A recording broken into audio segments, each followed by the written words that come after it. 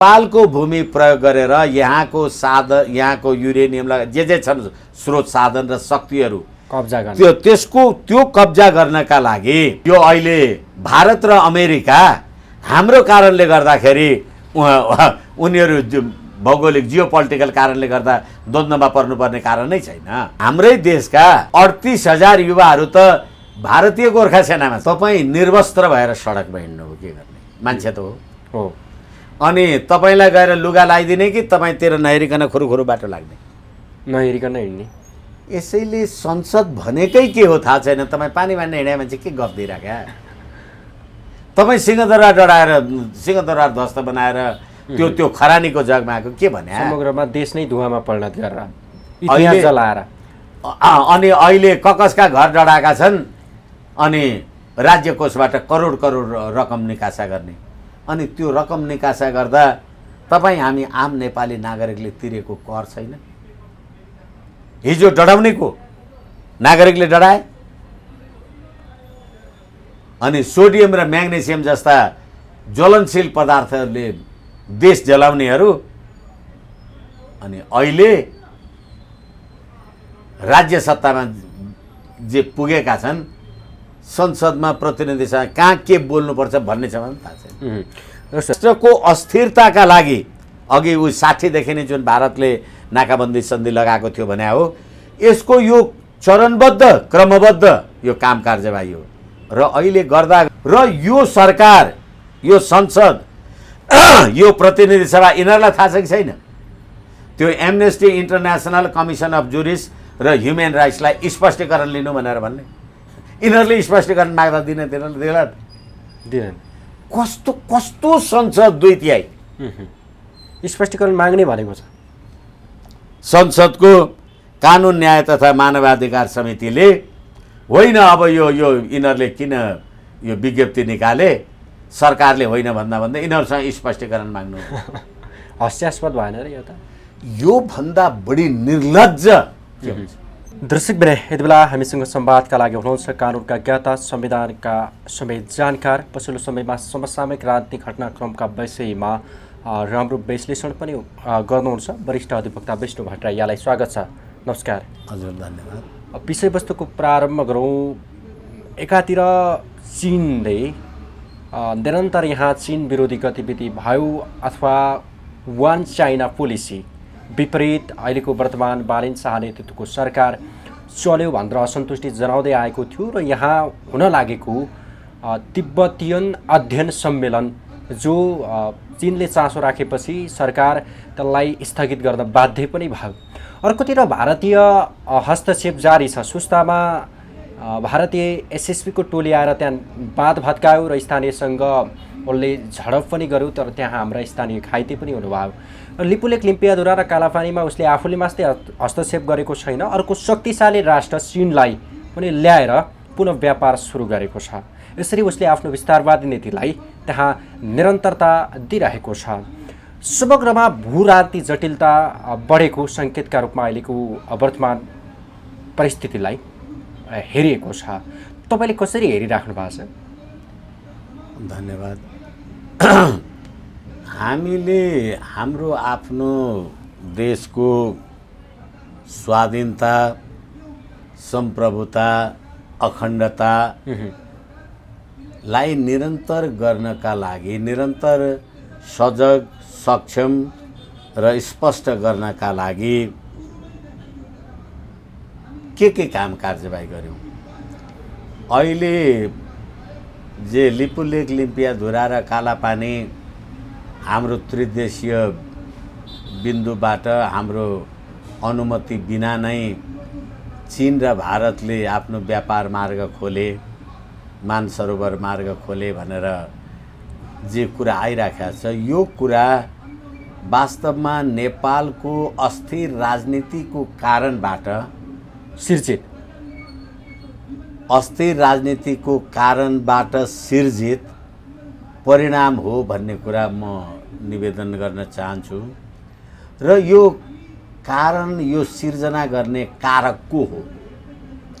यसको कारकलाई साँच्चै नै भन्ने हो भने भारतीय कूटनीतिज्ञ सैम शरणले भारतले सन् 1960 को दशक यता धारावाहिक रूपमा नेपालमा सङ्कट लादेको छ भनेर how India seen the world नामक पुस्तकमा उल्लेख गरेका छन् भन्दै यसले वास्तवमा भारतले 2019 वैशाखदेखि आश्विनसम्म नेहरूको टाइममा 2027 पौषदेखि भाद्रसम्म इन्दिरा गान्धीको टाइममा त्यसै गरेर 45 चैत्रदेखि 2047 अषाढसम्म राजीव गान्धीको टाइममा त्यसै गरेर 72 आश्विनदेखि फाल्गुनसम्म नरेन्द्र मोदीजीको शासनकालमा सधैँ नाकाबन्दी लगाउँदै लिएर आयो।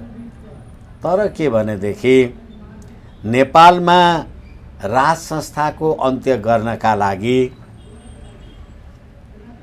भारतीयहरूको नै निर्णायक भूमिका रह्यो भन्ने कुरा त फेरि इनसाइड नेपाल भन्ने भारतीय रकै प्रमुखले आफ्नो इनसाइड नेपाल भन्ने किताबमा लेखेका छन्। यति कुरा मैले किन निवेदन गरेँ भने हामीले असंलग्न परराष्ट्र नीति अन्तर्गत हाम्रो मुलुकको राज्य सत्ता चलाउँछौँ भन्दै गर्दै हाम्रो त्यो असंलग्न परराष्ट्र नीतिको खिलाफ भारतमा गएर 12 बुँदे समझदारी गर्ने को हो। अनि त्यो समझदारीको बलमा अहिलेको राज्य व्यवस्था चलेको, अहिलेको त्यो राज्य व्यवस्थामा संविधानको निर्माण भएको भन्ने कुरा जे भनिएको छ, आज आएर साँच्ची भन्ने हो भने भदौ 23-24 को घटना अथवा आन्दोलन जे भन्नुस् त्यो परिवर्तनमा पश्चिमा शक्तिको पनि संलग्नता भएको कुराले गर्दाखेरि मलाई लाग्छ हामीले हाम्रो मुलुकको राष्ट्रिय एकता, अखण्डता, स्वाधीनता, सम्प्रभुताको रक्षा गर्न सकिरहेका छैनौँ। जसरी प्रधानमन्त्रीजीले सार्वजनिक रूपमै संसदमा भन्नुभयो हामीले छिमेकी देश मिचेका छौँ भनेर, र जहिले पनि हामी आफूलाई व्यवस्थित गर्न नसक्ने विदेशी शक्तिको बलमा बुइमा हामी हाम्रो राज्य व्यवस्थाका गतिविधिहरू गर्ने, माओवादी भनेर जनयुद्धको नाउँमा जनयुद्ध गऱ्यौँ भन्ने 17,000 नेपाली जनता मारिने, भारतीय विस्तारवादको विरुद्ध हामी सुरुङ युद्ध गर्छौँ भन्ने, तर भारतमै आश्रय लिएर यो काम कारबाही गर्ने। अहिले यही भन्नुस् फागुन 21 गतेको निर्वाचनमा अथवा त्यो भदौ 23 र 24 को घटनामा टिओबी लगायतका शक्तिहरूको संलग्नता छ भन्ने, र यो चिनिया दबावपछि भदौको 2083 भदौको 7 देखि 13 गते हुने तिब्बत सम्बन्धी अन्तर्राष्ट्रिय गोष्ठी जो 4 वर्ष अघि नै तय गरिएको रहेछ, त्यो कुरालाई अहिले आएर अन्त्य गर्ने कुराले गर्दा र भर्खरै राज्य सत्ताबाट विस्थापित भएको हाम्रो साम्यवादी सरकार भनौँ अथवा कम्युनिस्टहरूले नेतृत्व गरेको कारणले, एमालेले नेतृत्व गरेको कारणले साम्यवादी केपी शर्मा ओलीजीको सरकारको पतन भएपछि नग्न रूपमा झन् बढी अहिले जसरी पश्चिमा शक्तिहरूको प्रभाव र दबाव देखिएको छ, र त्यति मात्रै नभएर मुलुकलाई बफर जोन भनेर 2/3 नेपाली जनताको बहुमत दिने यसले त भन्यो नि त। भनेपछि अनि यो देशमा संविधान संशोधन गर्छु भनेर हिँडेको वर्तमान सरकार, त्यसबाट त काङ्ग्रेस, एमाले, माओवादी, मधेसवादी लगायतका सबै त्यो बहस पत्रको कमिटीबाट त बाहिर गए त कसको बलमा, र त्यसबाट बाहिर निस्किने बित्तिकै अनि सरकार चीनको सामु अथवा चिनिया दबावको सामु झुकेर यो तिब्बत मामिला सम्बन्धी सम्मेलन गर्नका लागि स्थगन गर्नु पर्यो। तर गृहमन्त्रीले जोडबल गरिरहनु भएको छ त्यो गर्नका लागि, प्रधानमन्त्रीले स्थगित गरिदिनु भयो। अब फेरि अझ प्रधानमन्त्री भन्दा पनि सरकार भन्छन्, कसले गरेको नि यो ठेगान छैन। त्यसो त यो देशको गृहमन्त्रीको कुरा गर्ने हो भने यो उपस्थिति बोल्ने अथवा शैली हिजो उहाँले संसदको राष्ट्रिय सभामा जवाब दिने क्रममा निर्मला पन्तको हत्यारा आदि इत्यादि काण्ड के हो भन्दा हजुरहरू संसदमा हुँदा किन नगरेको? मैले किन यो शब्द निवेदन गरेँ भने संसदीय भाषा हो, हजुरहरूले यो कुरा गरे हो कि होइन भन्ने मालिक र दासको कुरा छ त्यहाँ होइन। हिजो तपाईहरूले राज्य सत्ता सञ्चालन गर्न सक्नु भएन, नेपाली जनताको असन्तुष्टि र विग्रहले तपाईलाई 2/3 मत दिएको छन् भने तपाईँ हिजोकाले नै नगरेको हुँदाखेरि मैले गरिनँ भन्ने हो भने तपाईँ बस्नुको के अर्थ हो? 35 वर्षको कमजोरी देखाएर उहाँहरू पन्छी राख्नु भएको छ। अनि यस कारणले गर्दाखेरि अब यो टिओबीवाला कुरालाई त सुदन गुरुङजी लगायतका मान्छेहरूले कहिले पनि अन्यथा भन्ने कुरा पनि भएन। बारबारा फाउन्डेसनवाला कुरा त हामी कति गऱ्यौँ त्यसलाई दोहोऱ्याइराखेर नदोहोऱ्यौँ परिस्थिति त्यही पर्छ, दोहोऱ्यौँ कति दोहोऱ्यौँ। त्यसले गर्दाखेरि अहिले नेपालको साँच्ची भन्ने हो भने हाम्रो असंलग्न परराष्ट्र नीति हामी अन्तर्गतै त छ, हामीले नै त चलाएका त छौँ। छैन विक्रम मिश्रीले आएर नरेन्द्र मोदीजीको भारत भ्रमणको निम्ता थमाउँछु भन्दा नमान्ने यो देशको प्रधानमन्त्री अहिले उहाँले आफै कुमारबेन भन्ने मानिसलाई सरकार गोप्य रूपमा पठाउनु भयो, गोप्य रूपमा भारत पठाएर भारतका अब को गुप्तचर अथवा अजित डोभाल सोभाल लगायतका को मान्छेहरूलाई भेटेर यो काम कार्यवाही गर्नुपर्ने यो कसको आवश्यकताले गर्नु? यसै कारणले गर्दाखेरि मलाई त के लाग्छ भने अहिले यो जुन हाम्रो सुनसरी घटनाको कुरा छ त्यो सुनसरी घटनाका कुराहरूमा पनि पश्चिमा शक्तिको नै यसमा चलखेल भएको त छैन भन्ने प्रश्नले ठाउँ पाएको छ। त्यो कसरी भने अहिले त्यहाँ दुई थरीको बिचमा दङ्गा भयो अनि गृहमन्त्रीजी जानुभयो मिलाउनु भयो भनेर जे कुरा भनिएको छ त्यहाँ त गृहमन्त्रीजी र हिन्दू सम्राट सेनाको बिचमा सैछा भयो त। दुई थरी कोसँग झगडा गरे त? सरकार र हिन्दू सम्राट सेना, हिन्दूहरू र सरकारको बिचको झगडा हो। अर्को पक्ष को थियो? यदि त्यो मुसलमान धर्मावलम्बी थिए भने ती मुसलमान धर्मावलम्बी र हिन्दू धर्मावलम्बीको बिचमा सरकारले मध्यस्थता गरेर सम्झौता गराएको पो हुनुपर्ने त। भने यो द्वन्द्व सिर्जना गर्ने सरकार कस्तो भयो भने सरकार भर्सेस हिन्दूको जस्तो लफडा भएन जस्तो होइन। प्रश्नसँग एकछिनलाई मान्नुहोस् न, तपाईँ र म झगडा गऱ्यौँ भनेर अर्को कोही साथी अथवा कोही अभिभावक आयो भने तर त्यो सहीछाप गर्दा चाहिँ अभिभावक र म मात्रै सहीछाप गऱ्यौँ, अर्को पक्ष छैन भने तपाईँ र मेरो झगडा भएको त होइन रहेछ नि। झगडा त अभिभावक र मेरो भएर छ। र फेरि अझै कसरी म निवेदन गर्ने अनुमति चाहूँ भने त्यो जुन झगडा भयो त्यो प्रायोजित रहेछ। किनभने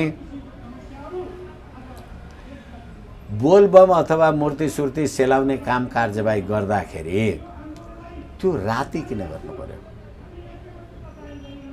एक राति 8-9 बजेपछि अनि त्यो मूर्ति सेलाउनलाई अथवा जे कार्यक्रम होस् लिएर हिँड्दै गर्दा त्यो गाउँ सहर नै आतंकित हुने गरी डिजे किन बजाउनु पर्यो?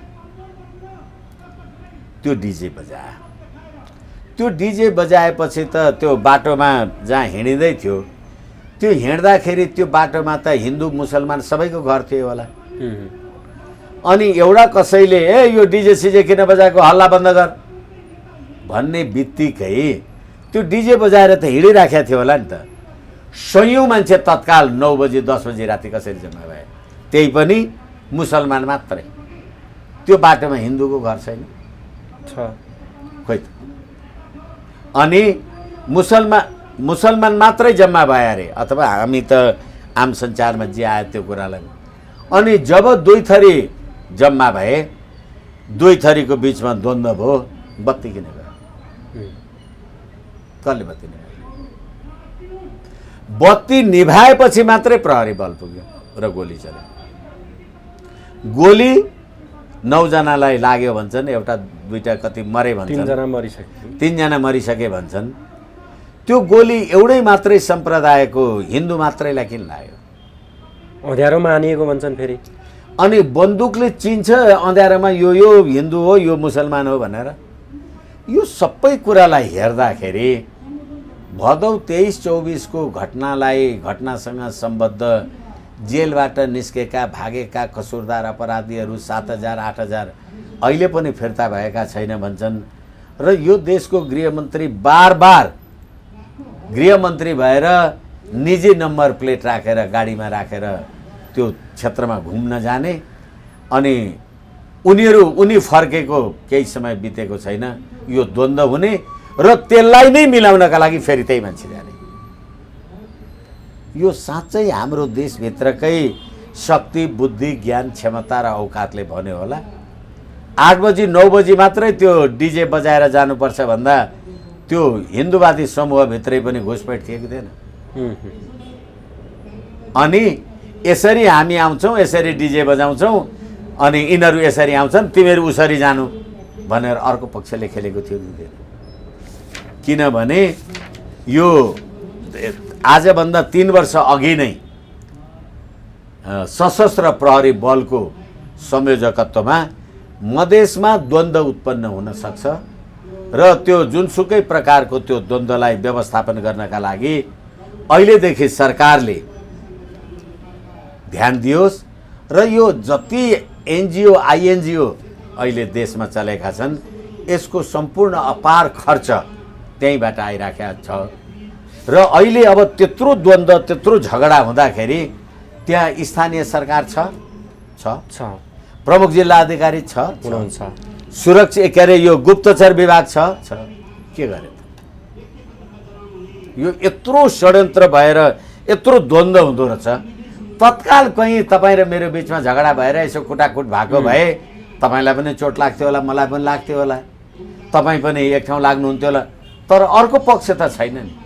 भने यो नियोजित षड्यन्त्रले फेरि पनि तपाईँ हामी बिचको, हामी जुन आदिम कालदेखि हिन्दू मुस्लिम जे भएर बसेका छौँ, हामी मस्जिद अथवा मन्दिर जे गरेर बसेका छौँ, त्यसलाई यो अहिले घन्टी पार्टीले, चर्चवाला घन्टीले तलमाथि डिस्टर्ब त गरिराखेका छैन।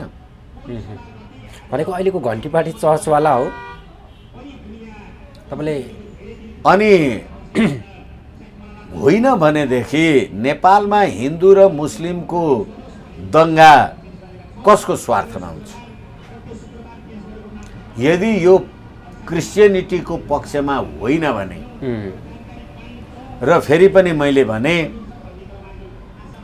त्यो द्वन्द्वमा यो जति कारण अथवा शङ्का, benefit of the doubtfulness goes to the accuse भने जस्तै राति नै किन गर्नु पर्यो?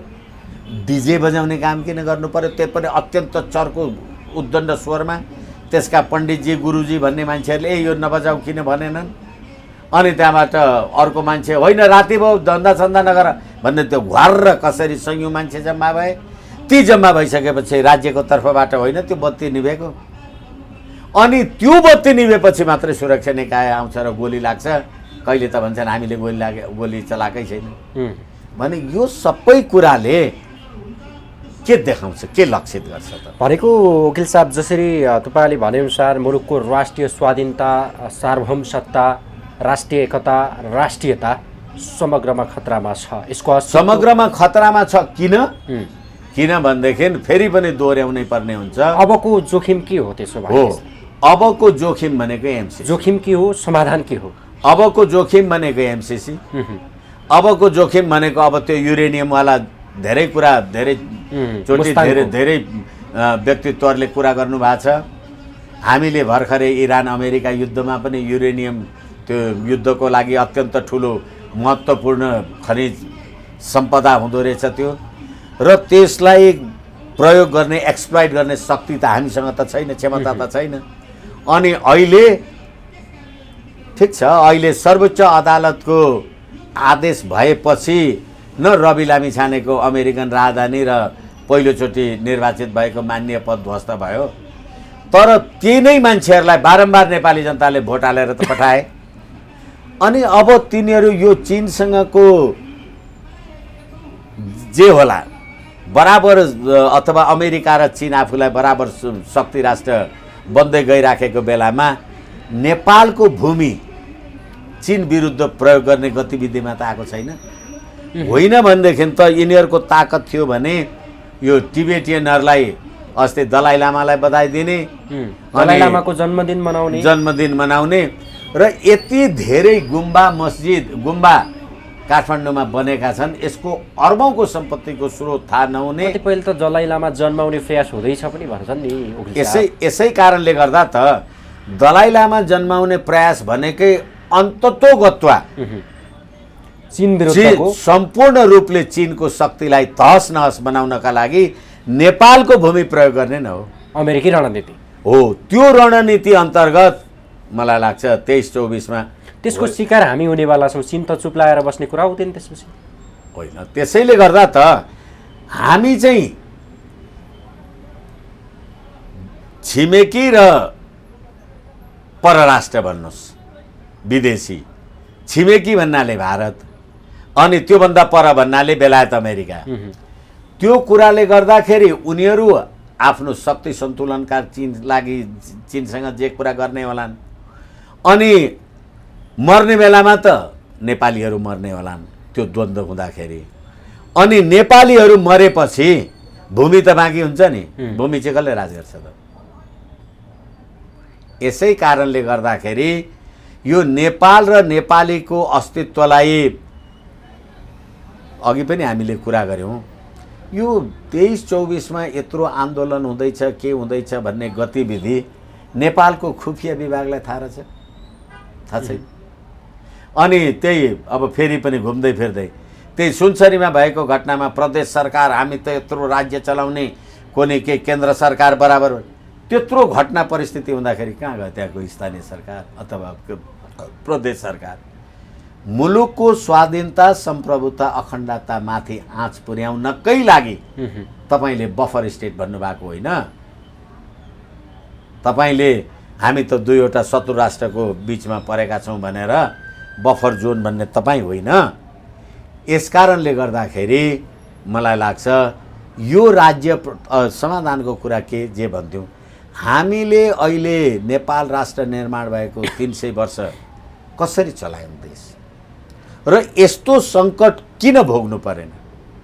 2/3 नेपाली जनताले मत दिएर पठाएको सरकार यति साँच्ची भन्ने हो भने राष्ट्रिय पनि अन्तर्राष्ट्रिय रूपमा पनि, अब अहिले त भन्न थाले, अस्ति मधेसवादीहरूलाई भेट्दाखेरि प्रधानमन्त्रीजीले मधेसवादी दलका नेतासँग कुरा गर्दा संघीयता विरोधी होइन, राजा ल्याउने होइन, हिन्दू चाहिन्छ भन्ने होइन भनेपछि अब नेपाली जनताले फेसबुकमा लेख्न थाले, तिमीलाई त मेरो परिवारबाट भोट हालेको थियो, तिमीलाई त मैले भोट हालेँ, मेरो भोट फिर्ता गर भन्न थाले।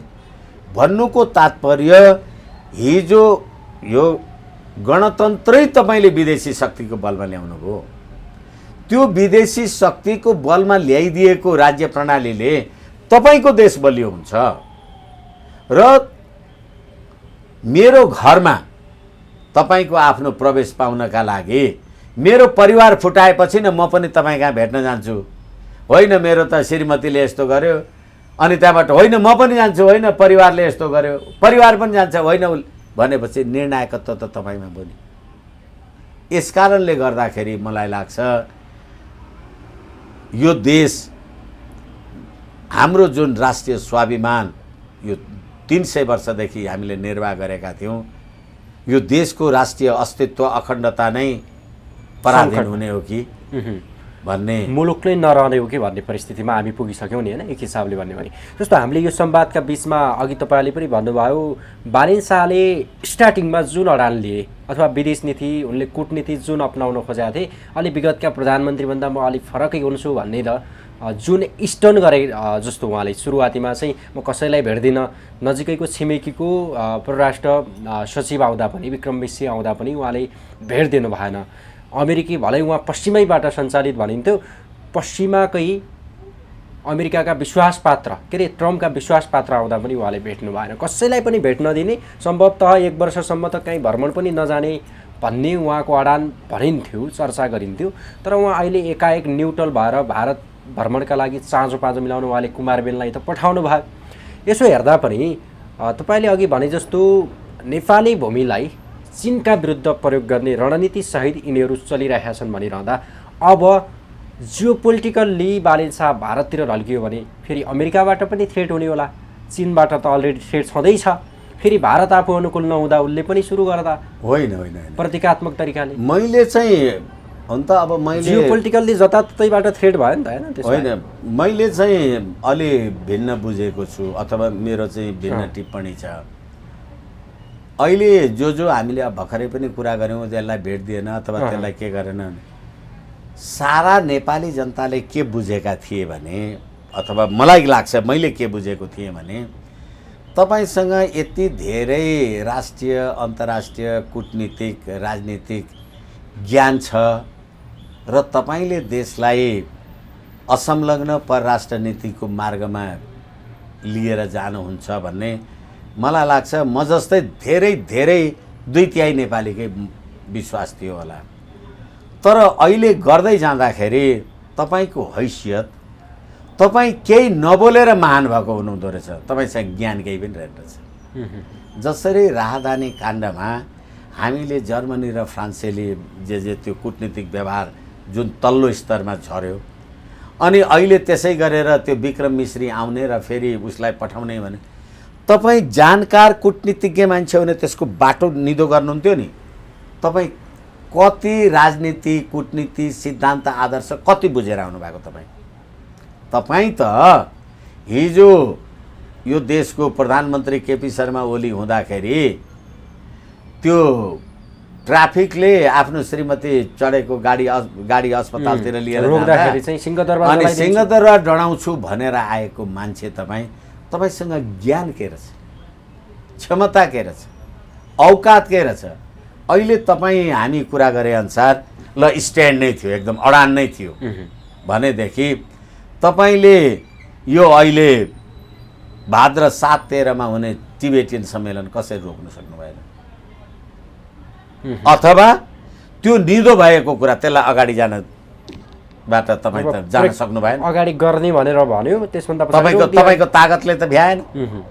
भनेपछि होइन, अब त्यसमा त चीन विरोधी गतिविधि हुन्छन्, त्यसमा त तिब्बतको पक्षधर भाषण अभिभाषण हुन्छन् भन्ने कुरालाई त्यो तिब्बत सम्बन्धी अन्तर्राष्ट्रिय गोष्ठीका विज्ञहरूले त होइन यो विशुद्ध एकाडेमिक विशुद्ध शैक्षिक बौद्धिक बहस छलफल मात्रै हुन्छ भनेर भनेको थियो। त्यो सबै कुरा हुने थियो भने रोक्नु पर्यो किन? तपाईँले किन रोक्नु पर्यो भनेदेखि चीनको दबाब एकातिर सहन सक्नु भएन र अर्कोतिर के हो भने अमेरिका र भारतको मन्जुरी बिना त तपाईँले अगाडि बढाउनै सक्नुहुन्न।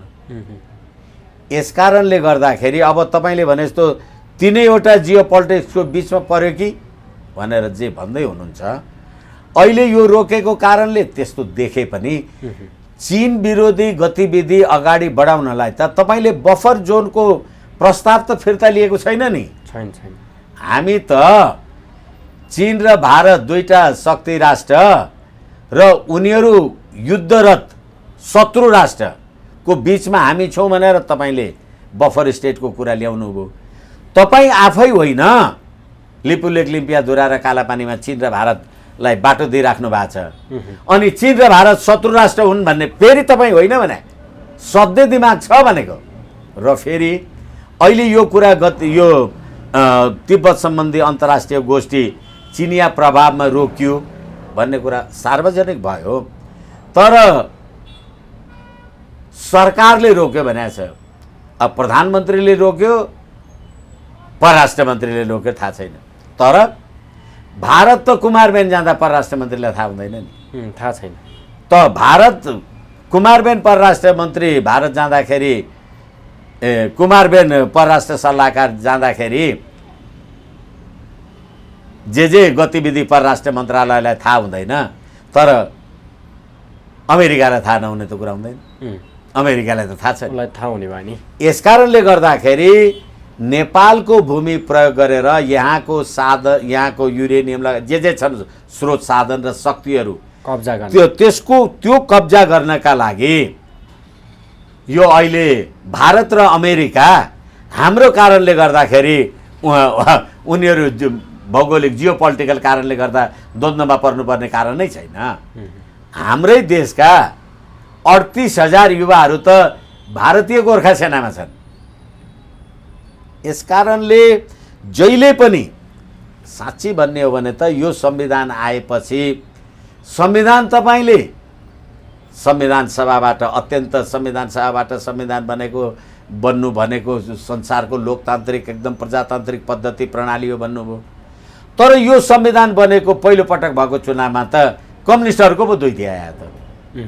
कस्तो संविधान बनाएको हो यो, कसले बनाइदिया हो?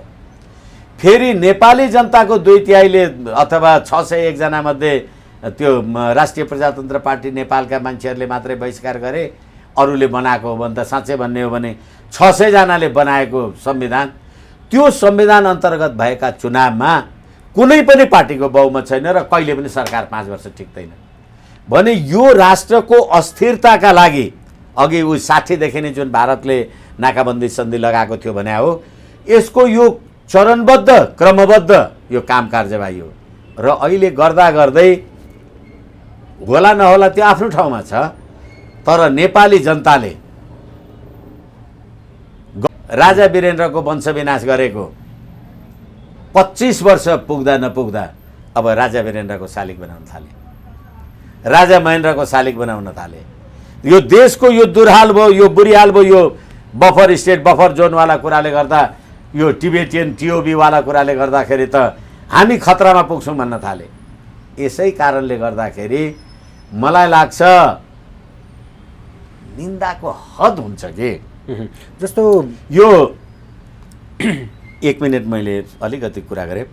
संसदको कानुन तथा मानवाधिकार समितिले सर्वोच्च अदालतका 3वटा न्यायाधीशहरूलाई महाभियोग लगाएर हटाउने भन्ने सपना मल्ल, कुमार रेग्मी, हरिफुयालवाला प्रश्न जे थियो त्यो कुराको बारेमा त महाभियोग लगाउने भन्ने Amnesty International, Commission of Jurists, Human Rights वाचले त विज्ञप्ति त निकाले नि। उनीहरूले विज्ञप्ति निकालेपछि सरकारले यो कुरा फिर्ता लियो अथवा सरकारले होइन भन्यो भनेपछि गर्न त खोजिया रहेछ नि। र यो सरकार, यो संसद, यो प्रतिनिधि सभा यिनीहरूलाई थाहा छ कि छैन त्यो एमनेस्टी इन्टरनेसनल, कमिसन अफ जुरिस र ह्युमन राइट्सलाई स्पष्टीकरण लिनु भनेर भन्ने? यिनीहरूले स्पष्टीकरण माग्दा दिएन। कस्तो कस्तो संसद 2/3 स्पष्टीकरण माग्ने भनेको छ। संसदको कानुन न्याय तथा मानवाधिकार समितिले होइन अब यो यिनीहरूले किन यो विज्ञप्ति निकाले, सरकारले होइन भन्दा भन्दै यिनीहरूसँग स्पष्टीकरण माग्नु हास्यास्पद भएन र यो त? यो भन्दा बढी निर्लज्ज के हुन्छ?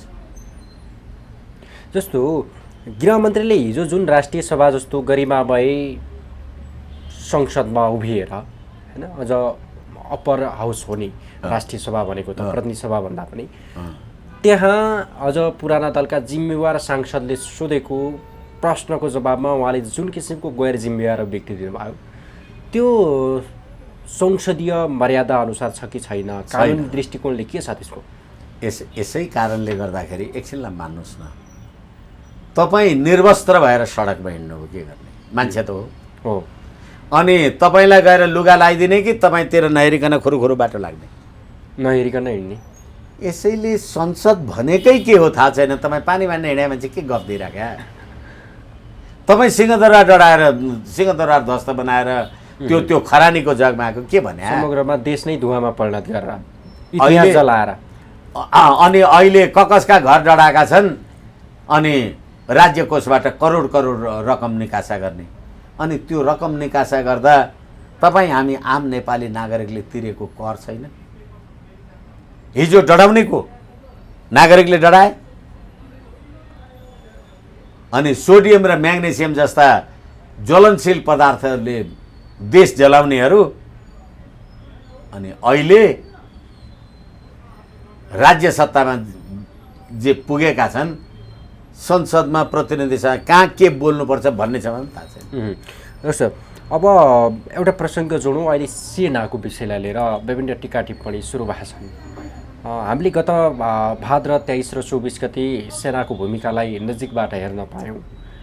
हाम्रो देशको नेपाली सेनालाई देशप्रेम कति रहेछ भन्ने कुरा त्यो घटनाले पनि पुष्टि गर्यो। कतिको देशभक्त रहेछ त सेना? मैले चाहिँ देखिनँ, मैले देखिनँ। जस्तो मैले जोड्दै थिएँ, हजुर, जसरी हाम्रो सिंहदरबार, हाम्रो संसद भवन, बालुवाटार या उसकै प्रमाधिपतिको राष्ट्रपति निवास जल्दा पनि ननिस्किएको नेपाली सेना एउटा सुकुम्बासीलाई व्यवस्थापन गर्ने हकमा सडकमा देखियो। सुनसरीमा उसले त्यो बेला नै भनेको थियो कि हामी राष्ट्रपतिको सिफारिस बिना या मन्त्री परिषदको निर्णय नभइकन हामी सडकमा आउने सस्ता नेपाली सेना होइन भनेर सेनापतिले भन्नुहुन्थ्यो। तर सुनसरीमा पनि जसरी सेना सडकमा देखियो, पछिल्लो समयमा हरेक गतिविधिमा सेना सक्रिय, कतिपयले त सैनिक शासन पनि भनिरहेका छन्, सैन्य शासन जस्तो पनि भनिरहेका छन् यसलाई, या बारेन शाहले ब्याकअपमा नेपाली सेनालाई राखेर ऊ फाँसीवादको बाटोतिर पनि भनिरहेका छन्। तपाईँले चाहिँ कसरी लिनु भएको छ? तपाईँले त धेरै अनुभव गर्नुभएको छ, धेरै राज्य सत्ता हेर्नु भएको छ, सेनाको भूमिकालाई लामो समयदेखि, चाहे राजदरबार हत्याकाण्डमा पनि सेना निर्लज्ज बदनाम भएकै हो।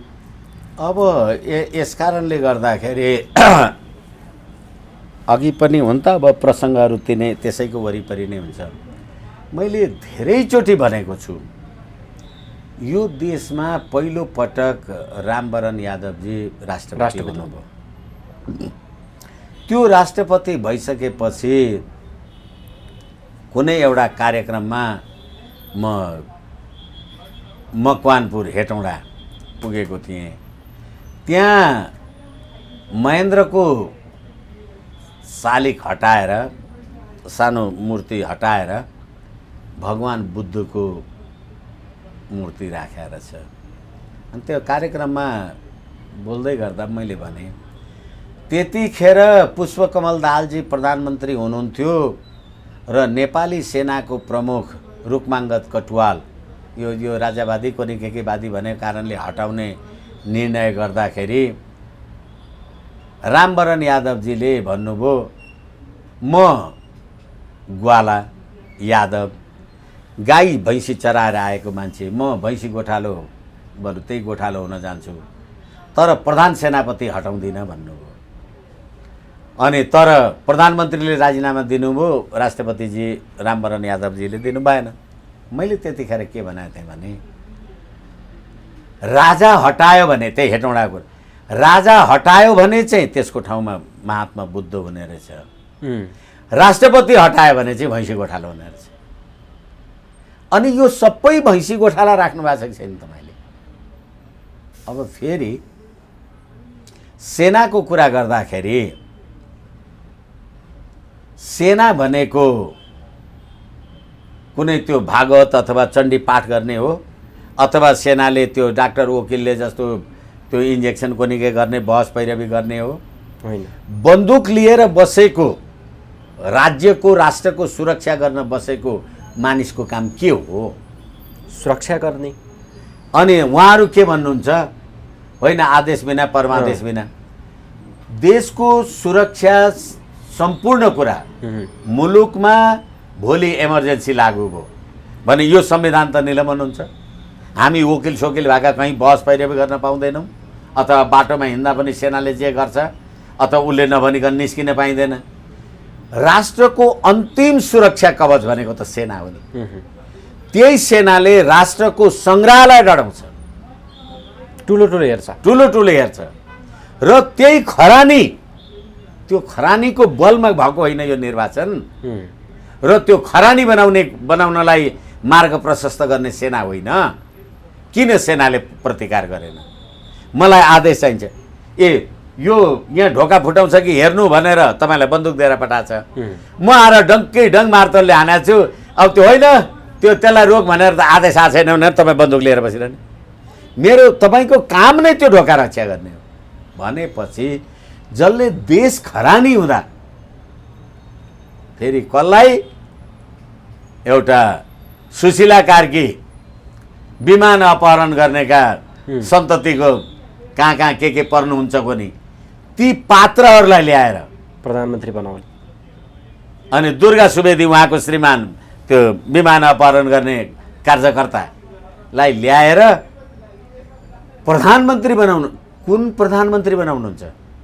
जुन संविधानले दिँदैन, संविधानमा छँदै छैन, छँदै छैन। संविधानको शपथ खुवाउने फेरि हो। अनि त्यसैमा प्रधान न्यायाधीश त्यो शपथमा सहभागी हुने। अनि फेरि साथी, अनि फेरि त्यो संविधान र कानुनले नचिनेको त्यो सेनापति अथवा सैनिक गएर त्यो सुशीला कार्कीको शपथ ग्रहण समारोहमा सलाम चाहिँ कुन कानुनले गर्नु?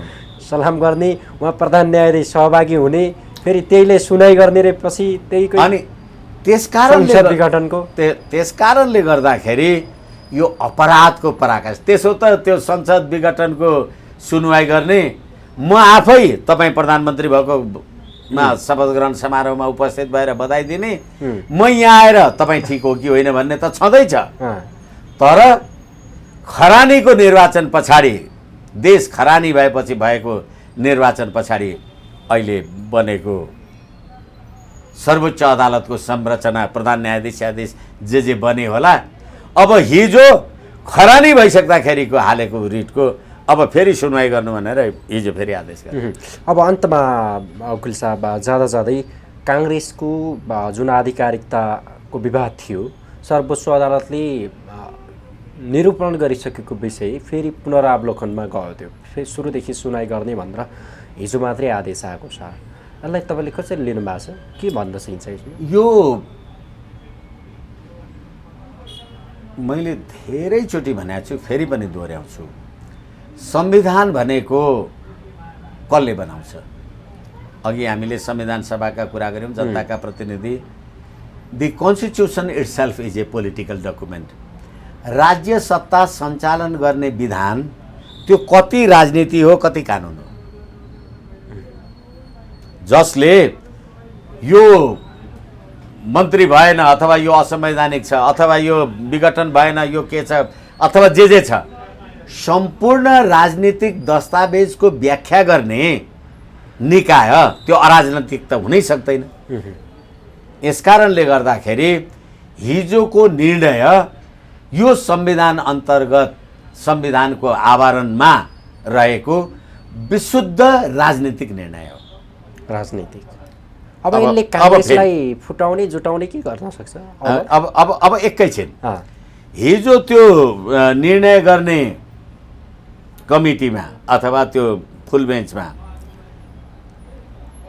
यो संविधान बनेपछि जसरी राजनीतिक दलका भातृ सङ्गठनका वरिष्ठ अधिवक्तालाई सर्वोच्चमा ल्याएको छ, तर हिजो यो तीनैजनामा कोही पनि छैन।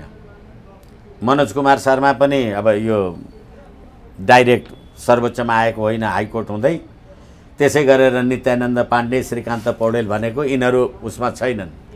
तर अब हिजो सर्वोच्च अदालतले वैधानिकता प्रदान गर्दाखेरि फेरि पनि कुरा 23-24 पुग्छ।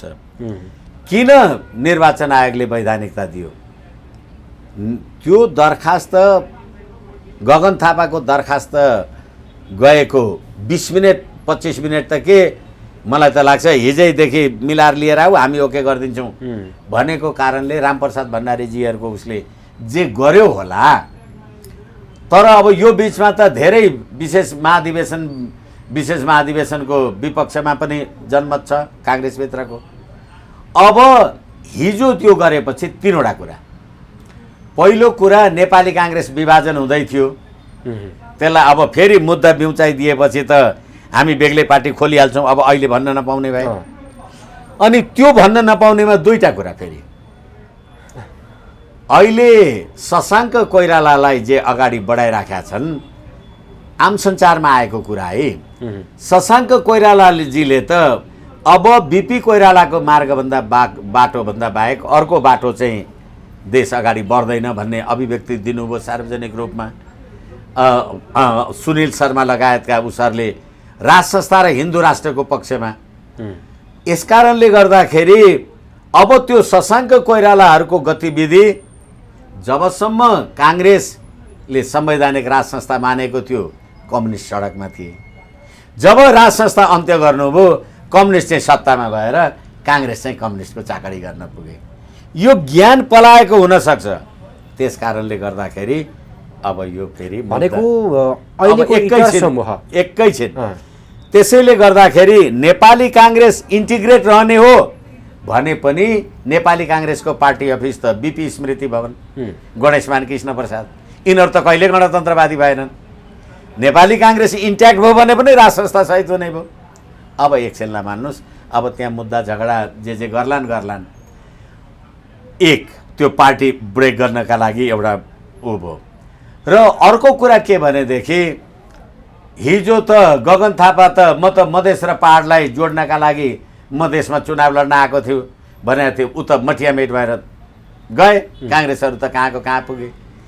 यसकारणले गर्दाखेरि होइन, नेपाली काङ्ग्रेसभित्रको विभाजनले राज संस्था जे भयो होला, राज संस्था कमजोर भएको विभाजनले राष्ट्र कमजोर भयो। अघि हामीले कुरा गरिहाल्यौँ र अहिले राजाको शालिग थाप्न थाले, फेरि हिजो यो कुरा गर्यो। त्यति मात्रै होइन, कतिखेर देशमा राजा चाहिन्छ भनेर देशव्यापी हस्ताक्षर चलाएछ। जस्तो भनेको अबको यो अहिलेको इटर समूह जुन छ संस्थापन पक्ष बाहेकको जो विशेष महाधिवेशनको विपक्षमा उभिएको पक्षधर छ, उसो त नेपाली काङ्ग्रेसमा हिन्दू राज्यको पक्षमा 54% हस्ताक्षर त योभन्दा अगाडि पनि उहाँहरूले सङ्कलन गर्नुभएको छ केन्द्रीय कमिटीबाटै।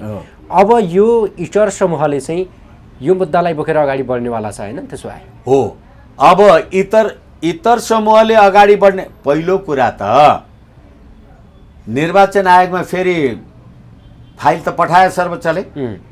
के भन्यो भनेदेखि, तर अलिकति यहाँनिर क्लियर गरौँ। जस्तो विरोधाभास कस्तो भयो भने अहिले तपाईँले जोड्दै हुनुहुन्थ्यो नि, त्यो बेला गगन थापा आधिकारिकता हो भन्दा चाहिँ निर्वाचन पनि लडाउने, निर्वाचन लड्न दिने केही त सांसद भइसकेका छन्। अब अहिले चाहिँ खारेज गरिदिने भयो भने त्यो मिल्छ? हो, नेपाली काङ्ग्रेसकै ब्यानरमा चुनाव लड्यान होइन, पार्टीभित्र पो तपाईँ र म इतर पक्ष र के पक्ष त? निर्वाचन आयोगले त निर्वाचन आयोगमा त म रुख चुनाव चाहिँ नैमा लड्याम नि। मेरो पार्टीको वैधानिकताको बारेमा, पार्टीको वैधानिकता होइन, नेतृत्वको वैधानिकतामा, नेपाली काङ्ग्रेसको नेतृत्वको वैधानिकता गगनजी अथवा शेरबहादुर अथवा पूर्णबहादुर जे होस् त्यसको बारेमा मात्रै हो। र फेरि अघि तपाईँले भन्नुभयो चुनाव त जितेर आएका छन्, रुख चिन्हैबाट चुनाव जितेर आएका छन् त त्यसले के फरक पर्छ त? तर आधिकारिकताको कुरा गर्दा चाहिँ तपाईँ अध्यक्ष हुने कि म अध्यक्ष हुने, तपाईँले गरेको विशेष महाधिवेशन ठिक छ कि बेठिक छ भन्दा अहिलेसम्म आउँदा त विशेष महाधिवेशनमा सही गरेका पनि कैयौँ मान्छेहरूले फिर्ता लिए भनेपछि अब निर्वाचन आयोगले हेर्नु पर्यो नि दुवै थरी राखेर। त्यसैले नेपाली काङ्ग्रेसको वैधानिकता होइन, नेपाली काङ्ग्रेसको नेतृत्वको मात्रै वैधानिकता। ओके वकिल साहब, निकै महत्त्वपूर्ण समय दिनुभयो, निकै महत्त्वपूर्ण विषयवस्तु माथि छलफल पनि भयो। यो महत्त्वपूर्ण समय र संवादका लागि यहाँलाई धेरै धेरै